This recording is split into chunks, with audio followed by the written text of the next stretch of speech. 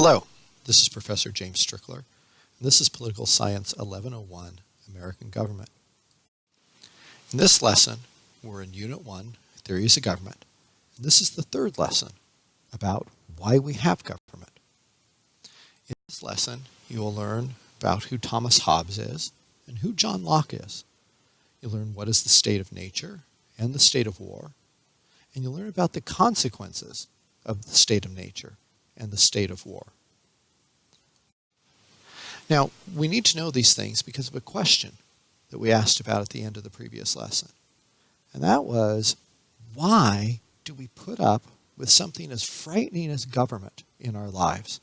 And remember, it's frightening because it has power to, in the eyes of other people, legitimately take our stuff away, or enslave us, or even kill us if we don't obey it. Well, the answer to this question is found in a concept that philosophers came up with hundreds of years ago, called the state of nature. And the basic idea is that we put up with government because it's better than the state of nature.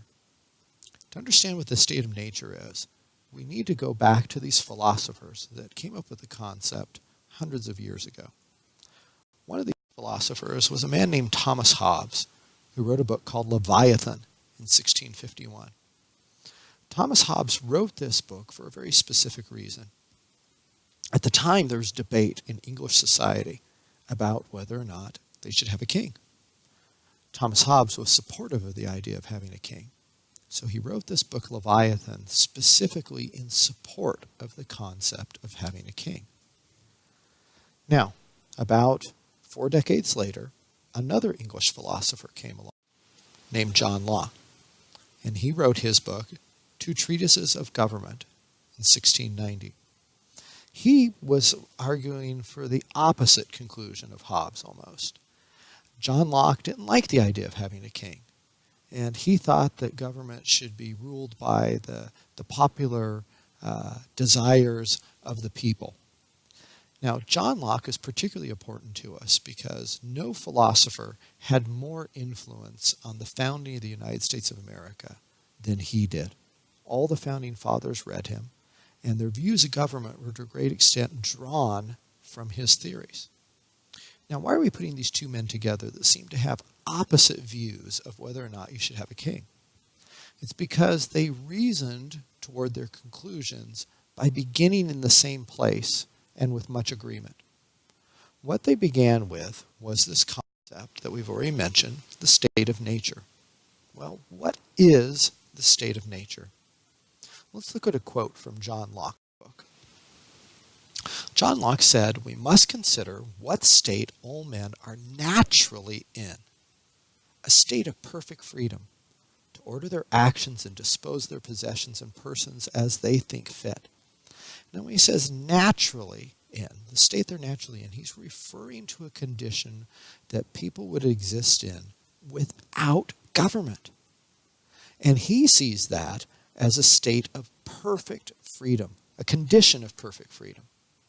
Thomas Hobbes agreed with this basic point of view, that in a world without government, each of us would be completely free to do anything we wanted to do, without any authority above us to legally bind us to not do those things that we wanted.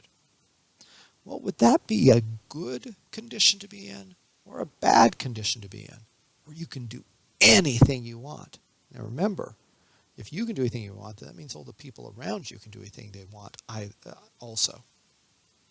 Well, an answer to this question can be seen in an alternative description that was used for it by these two philosophers. Now, they call it the state of nature just to talk about this general concept of not having government. But they also referred to it as a state of war. Again, let's look at, now let's look at a quote from Thomas Hobbes about this. As Hobbes thought about people living in a world without government, he thought that if any two men desire the same thing, which they can't both enjoy, that they would automatically become enemies, and that then they would try to destroy and subdue one another. So in other words, you would have competition for resources. Two people would want the same thing. They both come across an apple tree with apples falling off, and they're both hungry, and there aren't enough apples for both of them, and so they fight over who's going to get the apples, for example.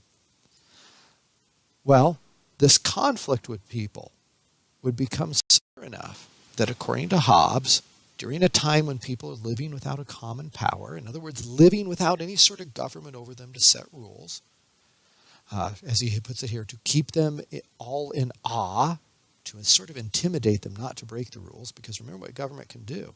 It can come take your property away, it can enslave you and imprison you, it can even kill you. So if you have a common power that keeps you in awe, you're worried about that stuff and you obey the rules. But he's saying in a time when they don't have that over them, the conflicts that arise between them would be so much that what he says here is that they would be in a condition which is called war. Now, don't get confused here because he spelled war, W-A-R-R-E. Back at this time, there wasn't standardized spelling in the English language. Authors wrote words the way they thought they sounded. But this is war, just like W-A-R. He said it would be war of every man against every man. Well, now think about this for yourself. Is Hobbes right? Is that what would happen automatically if we didn't have government? That people would become so competitive over limited resources that they would go to war with each other over everything. War of everybody against everybody. Is that what a world like without government would be like? Well, let's try to think about whether there's any real examples in the world of this, that we can see whether or not this is what happens. Well, one example from about a decade ago was in New Orleans when Hurricane Katrina hit there. What happened was this massive storm was coming, and the government in New Orleans told the people to evacuate the city, and then the government left, leaving the people behind. What happened? Well, I shouldn't say leaving the people behind, leaving some people behind that had declined to evacuate when the government had told them to. Well, those people that got left behind, you can see some photos here of what things happened to them. On the left, you see a boy looting a store, carrying off whatever he can get his hands on. On the right, you see a man behind bars on the door of his house, and he's spray painted on the side of his house. I'm sleeping inside with a big dog, an ugly woman, 2 shotguns, and a claw hammer. Looters will be shot. I'm not sure how the ugly woman's going to help him keep the looters away, but you can understand why he might be threatening to shoot people with a shotgun. And then we have this comment at the bottom of this page from a blogger who was there at the time, and he said, "It's a zoo out there. It's the wild kingdom. It's Lord of the Flies. The rule of law has collapsed." Well, perhaps you had a chance in school to read the book Lord of the Flies. If not, let me tell you just briefly about it. It's a book about some kids who end up marooned on an island when their plane crashes. And no adults survive the plane crash. They're there by themselves. And they try to do the best they can to set up their own sort of society there. And they end up killing each other. Little kids killing each other. Because there is no common power above them to keep them in awe, as Hobbes would say. Well, if this is what happens to people with no government, that we end up having chaos and conflict and death, that's bad. But there are other consequences of the state of nature and the state of war also. What do you think those other consequences might be just because beyond people killing each other? Well, imagine that you lived in that world where you had to constantly worry about somebody sneaking up on you and killing you. What wouldn't you be able to do then? Well, Hobbes thought about this, and he realized that in such a place, as he puts it, there'd be no place for industry. In other words, nobody'd be really building anything because they're spending all their time worrying about other people coming to steal their apples and killing them in their sleep. There'd also be no art, no letters, in other words, education. In fact, there'd be no society because people would have all their time taken just trying to survive. And Hobbes became very pessimistic about it. He said in that condition, people live in continual fear because of the danger of violent death. And the life of people there would be solitary, poor, nasty, brutish, and short. So there's your answer of why people have government. Because without it, life would be even worse. So now let's review. Let's begin by asking who Thomas Hobbes is. Was he trying to justify having a king? Was he trying to justify anarchy? Was he trying to justify revolution? Or was he trying to justify the popular rule of the people? Well, of course, the right answer is that he was trying to justify having a king. And you can see how he might have done this by painting this horrible view of what life would be like without government, where if you were in that condition, you might be more than happy to have some powerful person come in there and bring order to the situation. Now, what about John Locke? Who was he? Was he an author that tried to justify having a king? Tried to justify anarchy? Tried to justify revolution? Or tried to justify popular rule? Well, he, at the other end, was trying to justify popular rule. And in lessons ahead, we'll understand more about how he justified that after illustrating the problems of the state of nature. Our next question then is, what is the state of nature? Is it having a clean environment? Or is it just a primitive country? Or is it life without government? Or is it a properly ordered society? Of course, the state of nature, as used by philosophers, refers to life without government. It's our natural condition, like animals, without a social authority over us.